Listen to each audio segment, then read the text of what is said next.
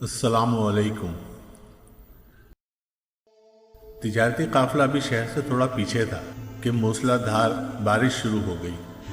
اونٹوں پر لدا ہوا سامان تجارت جو کہ اناج اور کھجوروں پر مشتمل تھا بھیگنے لگا۔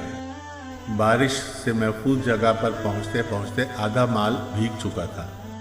منڈی میں پہنچ کر تاجروں نے مال اونٹوں پر سے اتارنا شروع کیا۔ ان تاجروں میں ایک بہت معصوم چہرے والا انتہائی خوش شکل نوجوان تاجر بھی تھا۔ اس نوجوان نے اپنا مال اتارا تو اس کو 2 حصوں میں تقسیم کر دیا۔ خشک کھجوریں اور خشک اناج ایک طرف رکھ دیا اور بھیگی کھجوریں اور اناج علیحدہ کر کے رکھ دیا۔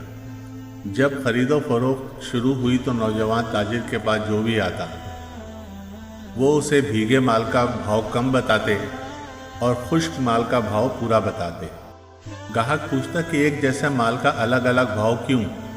تو وہ بتاتے کہ مال بھیگنے سے اس کا وزن زیادہ ہو گیا ہے، خشک ہونے کے بعد وزن کم ہو جائے گا۔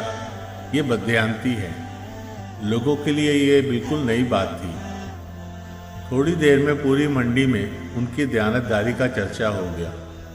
لوگ جوق در جوق معصوم صورت والے تاجر کے گرد جمع ہونے لگے۔ ان کے اخلاق کے گرویدہ ہو گئے۔ وہ خوش شکل نوجوان ہمارے پیارے نبی کریم صلی اللہ علیہ وسلم تھے۔ دوستو، اگر آپ کو ہماری ویڈیوز اچھی لگتی ہیں تو پلیز اس کو لائک، شیئر اور سبسکرائب کریں۔ شکریہ۔